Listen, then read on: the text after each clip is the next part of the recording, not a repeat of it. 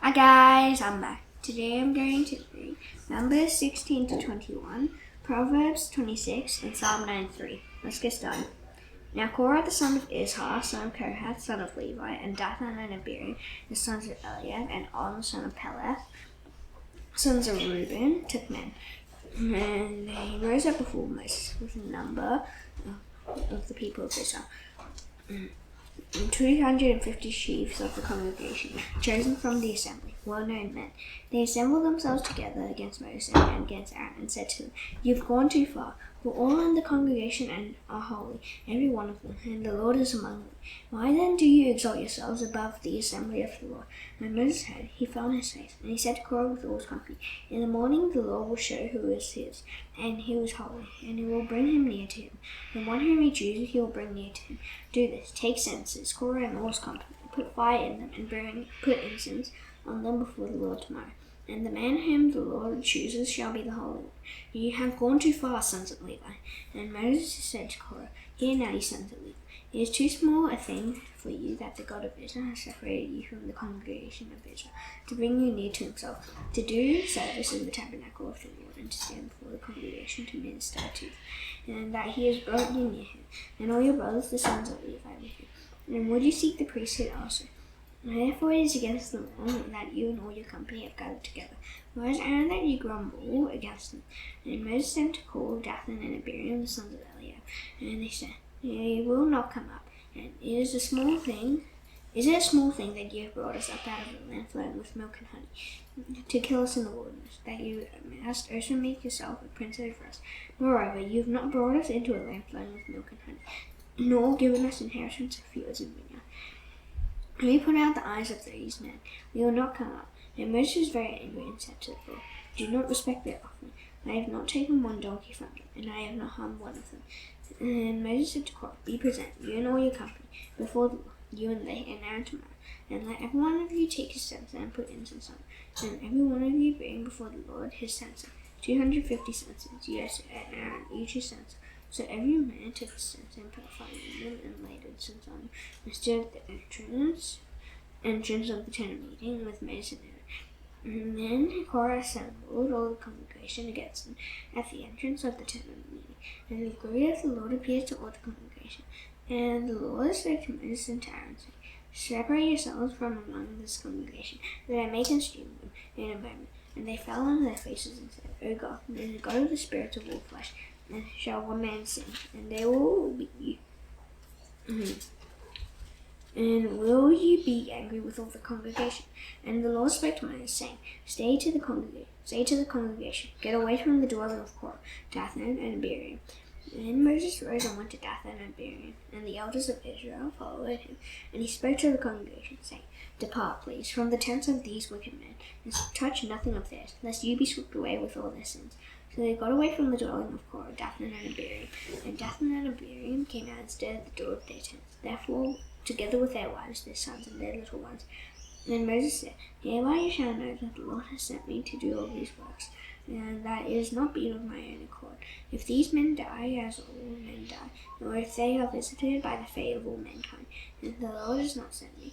And if the Lord creates something new, and the ground opens its mouth and swallows them up with all that belongs to them, and then they go down alive into Sheol, then you shall know that these men have despised the Lord."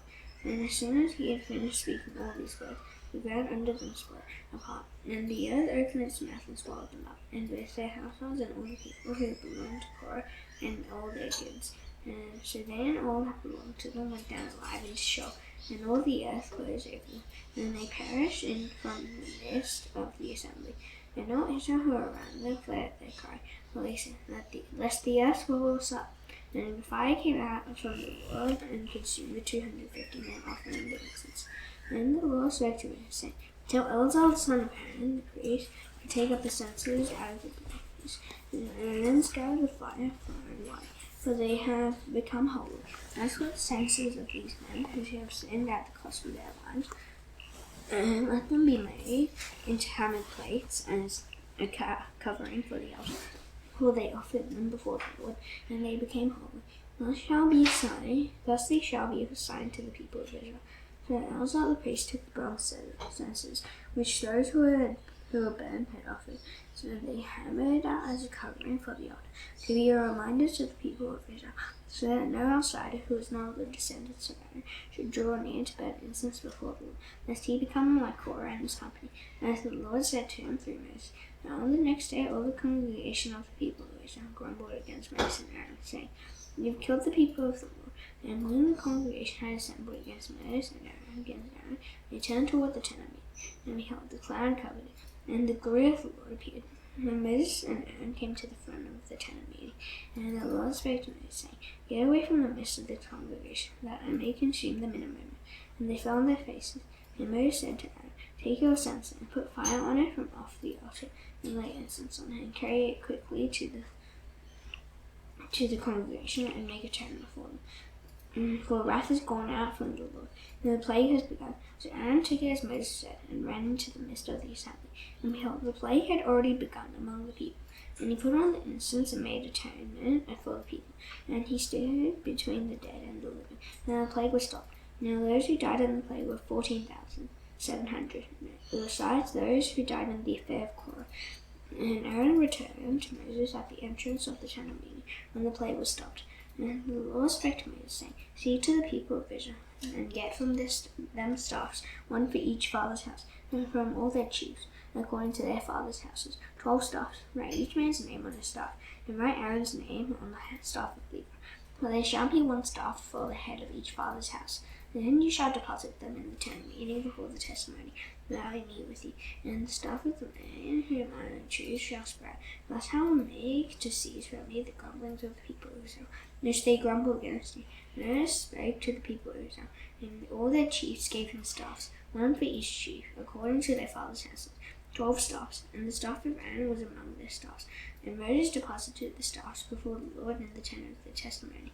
And on the next day Moses went into the tent of the testimony, and behold, the staff of Aaron for the house of Levi had sprout and put forth buds and produced blossoms, and it bore ripe almonds. And Moses brought out all the staffs from before the Lord for all the people of Israel.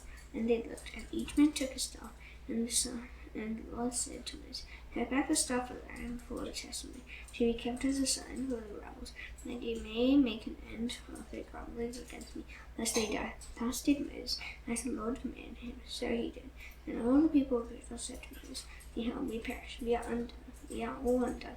Everyone who comes near to the tabernacle of the Lord shall die. Are we all to perish?" So the Lord said to Aaron, "You and your sons and your father's house with you shall bear iniquity connected with your sanctuary, and you and your sons with you shall bear iniquity connected with your priesthood. And with you bring your brothers also, the tribe of Levi, the tribe of your father, that they may join you and minister to you, while you and your sons with you are before the tent of the testimony. They shall keep guard over you and over the whole tent, and it shall not come near to the vessels of the testimony of the sanctuary, or to the altar, lest they and you die. They shall join you and keep guard over the tent and of meeting for all the service of the tent, and no outsider shall come near you. And you shall keep guard over the sanctuary and over the altar, and that they may never again be wrath on the people of Israel. And behold, I have taken your brothers to the Levites from among the people of Israel. They are a gift to you, given to the Lord, to do the service for the tent of meeting. And you and your sons with you shall guard your priesthood for all that concerns the altar, and that is within the veil, and you shall serve. I give you priesthood as a gift, and any outsider who comes near you shall be put to death." And then the Lord spake to Aaron, "Behold, I have given you charge of the contributions made to me, and all the consecrated things of the people of Israel. And I have given them to you as a portion, and to your sons as a perpetual due. They shall be yours of the most holy things, reserved from the fire. Every offering of theirs, every grain offering of theirs, and every sin offering of theirs, and every guilt offering of theirs, which they rendered to me, shall be most holy to you and your sons. And in the most holy place shall you eat it. Every male may eat it.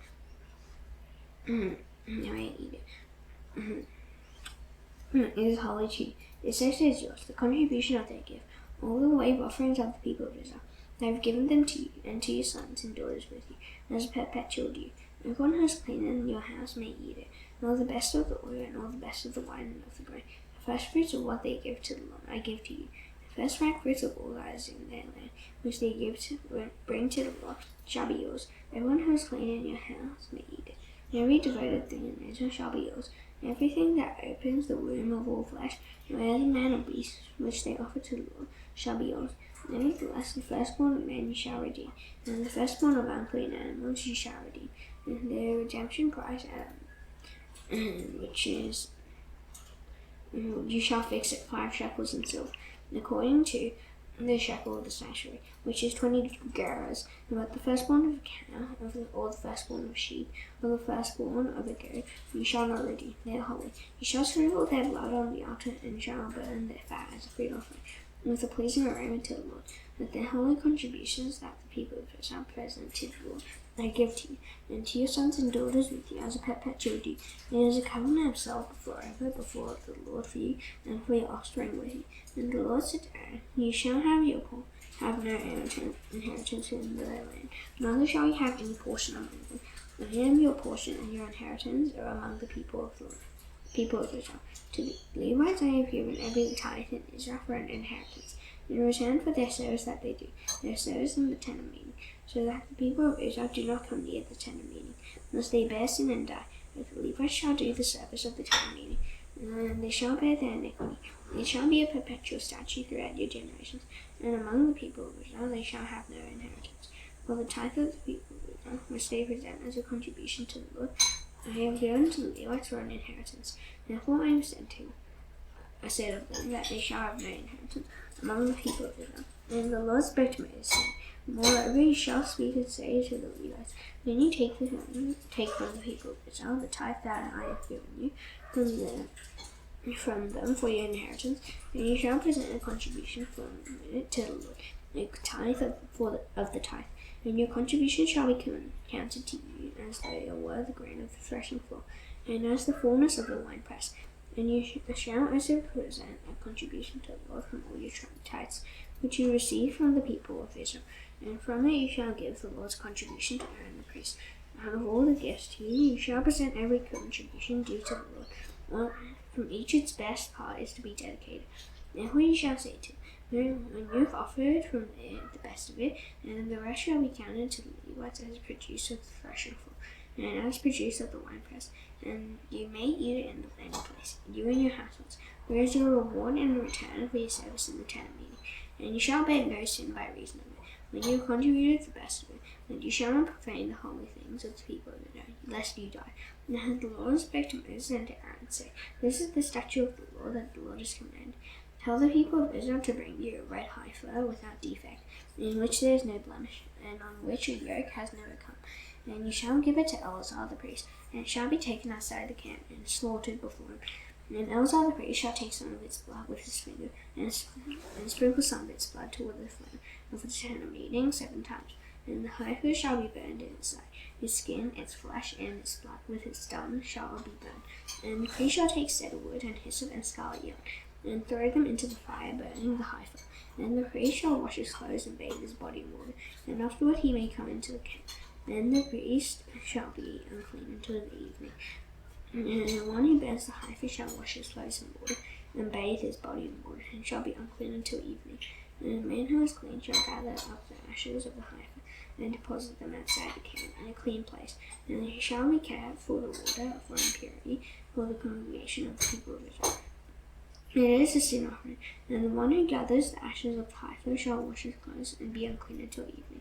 And this shall be a perpetual statute for the people of Israel, and for the stranger who sojourns among them. Whoever touches the dead body of any person shall be unclean 7 days. He shall cleanse himself with the water on the 3rd day, and on the 7th day, and so be clean. And if he does not cleanse himself on the 3rd day, and on the 7th day, he will not become clean. Whoever touches a dead person, the body of anyone who has died, and does not cleanse himself, defiles the tabernacle of the Lord, and that person shall be cut off from Israel, because the water for impurity was not thrown on him. He shall be unclean. His uncleanness is still on him. This is the law when someone dies in the tent. Everyone who comes into the tent, and everyone who is in the tent, shall be unclean 7 days. And every open vessel that has no cover fastened on it is unclean. Whoever in the open field touches someone who was killed with a sword, or who died naturally, or touches a human bone or a grave, shall be unclean 7 days. For the unclean they shall take some ashes of the burnt sin offering, and fresh water shall be added in the vessel. When a clean person shall take it, then a clean person shall take hyssop and dip it in the water and sprinkle it on the tent and on all the furnishings and on the persons who were there and on whoever touched the bone, and on the slain or the dead or the grave. And the clean person shall sprinkle it on the unclean on the third day and on the seventh day. Last on the seventh day he shall cleanse it, and he shall wash his clothes and bathe himself in water, and at evening he shall be clean. If the man who is unclean does not cleanse himself, that person shall be cut off from the midst of the assembly, since he is to fill the sanctuary of the Lord. Because the water for impurity has not been thrown on him, it is unclean. And it shall be a statute forever for it. The one who smells the water for impurity shall wash his clothes, and the one who touches the water for impurity shall be unclean until evening. And whatever the unclean person touches shall be unclean, and whoever who touches it shall be unclean until evening. And the people of Israel, the whole congregation, came into the wilderness of Zin in the first month. And the people stayed in Kadesh, and Miriam died there and was buried there. Now there was no water for the congregation, and they assembled themselves together against Moses and against Aaron. And the people quarreled with Moses and said, Would that we have perished when our brothers perished before the Lord? Why have you brought the assembly of the Lord into this wilderness? Now we should die here, both we and our cattle. And why have you made us come up out of Egypt to bring us to this evil place? There is no it is no place for grain or figs or vines or pomegranates, and there is no water to drink. Then Moses and Aaron went from the presence of the assembly to the entrance of the Lord tent meeting and fell on their faces. And the glory of the Lord appeared to them. And the Lord spoke to Moses, saying, Take the staff and assemble the congregation, you and Aaron your brother, and tell the rock before their eyes to yield its water. So you shall bring water out of the rock for them, and give drink to the congregation and their cattle. And Moses took the staff from before the Lord, as he commanded him. And then Moses and Aaron gathered the assembly together before the rock, and said to them, Hear now, you rebels, we shall bring water for you out of this rock. And Moses lifted up his hand and struck the rock with his staff twice, and water came out abundantly. And the congregation drank, and their livestock. And the Lord said to Moses and Aaron, Because you did not believe in me to uphold me as holy in the eyes of the people of Israel, therefore you shall not bring this assembly into the land that I have given them. These are the waters of Meribah, where the people of Israel quarreled with the Lord. And through them he showed himself holy. Moses sent messengers from Kadesh to the king of Edom. Thus says your brother Israel, You know all the hardship that we have met, how our fathers went down to Egypt, and we lived in Egypt a long time. And the Egyptians dealt harshly with us and our fathers. And when we cried to the Lord, and he heard our voice and sent an angel and brought us out of Egypt. And here we are in Kadesh, a city on the edge of your territory. Please let us pass through your land. We will not pass through a field or vineyard. We will drink water from a well. We will go along the king's highway. We will not turn aside to the right hand or to the left until we have passed through your territory. But Edom said to him, You shall not pass through, lest I come out with the sword against you.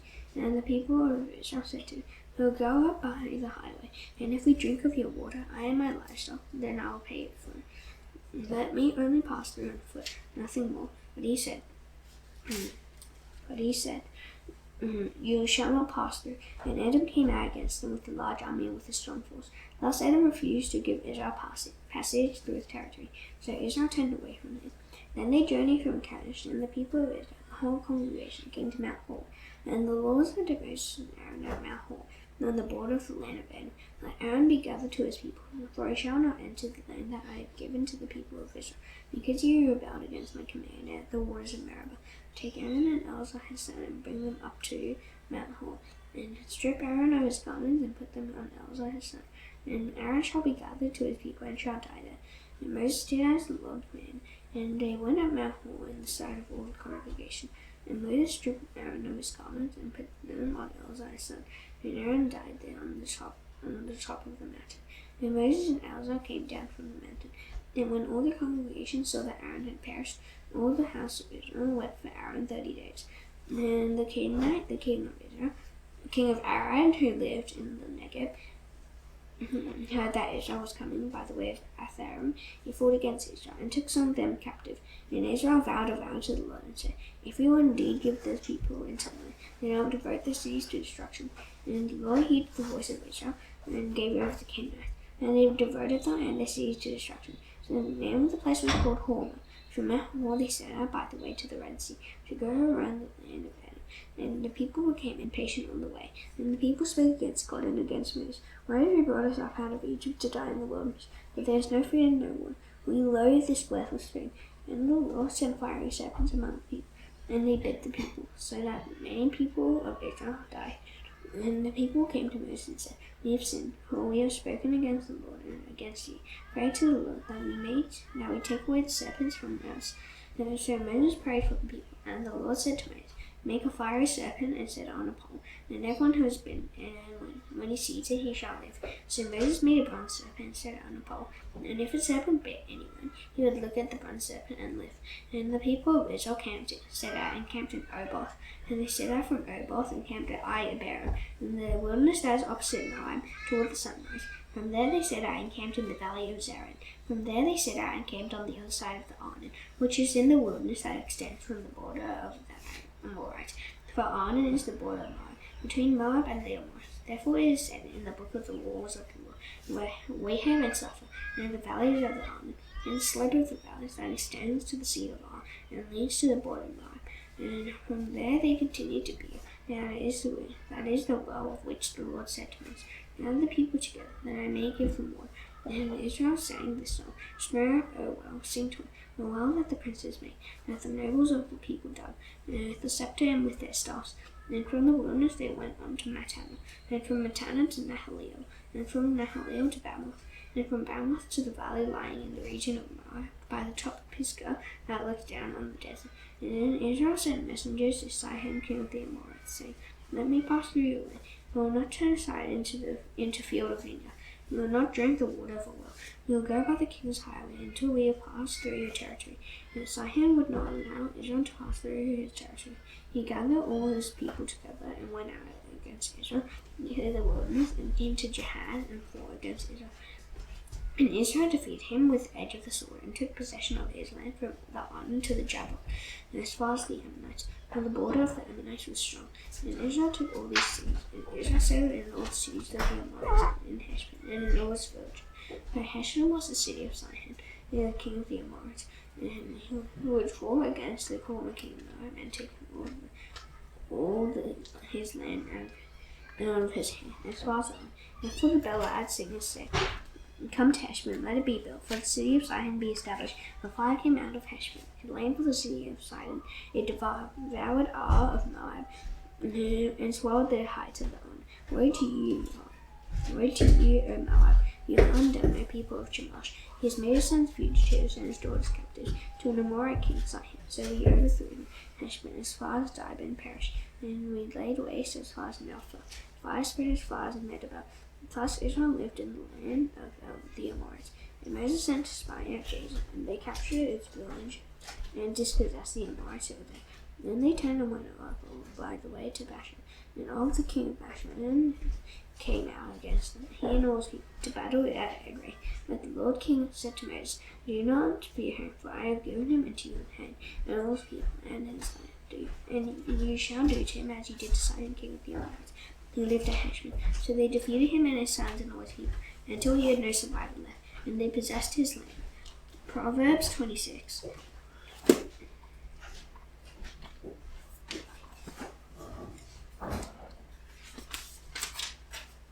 Like snow in summer or rain in harvest, so honor is not fitting for a fool. Like a sparrow in its flitting, or a swallow in its flying, a curse that is causeless does not lie. A whip for the horse, a bridle for the donkey, and a rod for the back of fools. Answer not a fool according to his folly, lest you be like in yourself.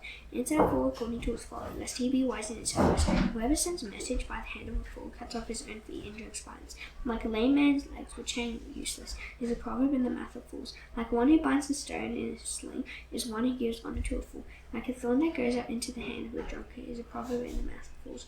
Like an archer who wounds everyone is one who hires a passing fool or drunkard.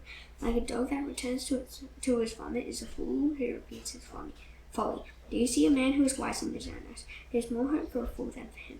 The sluggard says, there's a lion in the road, there's a lion in the street. As the door turns on its hinges, so does the sluggard on his bed. The sluggard buries his hand in the dish and wears him out to bring it back to his mouth. The sluggard is wise in his own eyes. There are 7 men who can answer sensibly. Whoever meddles in a quarrel, not his own, is like one who takes a passing dog by the ears. Like a madman who throws fire, brands, arrows, and death is the man who deceives his neighbor and says, I am only joking. But like a wood the fire goes out, and where there is no whisper, quarreling ceases. So as charcoal to hot embers and wood to fire, so is a quarrelsome man for kindling strife. The words of a whisper are like delicious morsels. They go down into the inner parts of the body, like a glaze covering an earthen vessel, our fervent lips with an evil heart. Whoever hates disguises himself with his lips, and harbors deceit in his heart. When he speaks graciously, believe him not, for there are 7 abominations in his heart. Though his hatred be covered with deception, his wickedness will be exposed in the assembly. Whoever takes a pit will fall into it, and the stone will come back on him who starts it wrong. A lying tongue hates his victims, and a flattering mouth works ruin. In Psalm 93.